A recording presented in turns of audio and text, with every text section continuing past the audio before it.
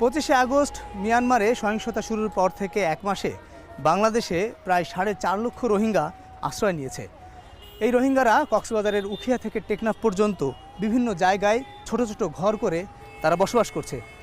এখানে দেখা যাচ্ছে 10 থেকে 12 ফিট লম্বা এবং 8 ফিট চওড়া এই ঘরটিতে বসবাস করছে 8-10 জন মানুষ। আশ্রয় নেয়া এই বিপুল সংখ্যক মানুষের সহায়তায় সরকারের পাশাপাশি স্থানীয় ব্যক্তি ও সংগঠন যেমন নেমেছে, তেমনি বিদেশি রাষ্ট্র ও বিভিন্ন সংস্থাও এগিয়ে এসেছে।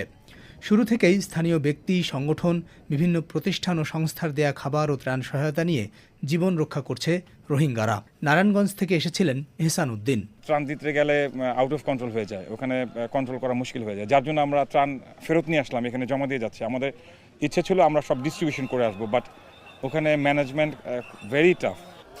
সিলেট থেকে এসে অস্থায়ী ক্যাম্পে নগদ টাকা বিলি করছিলেন মিস্টার ইসমাইল।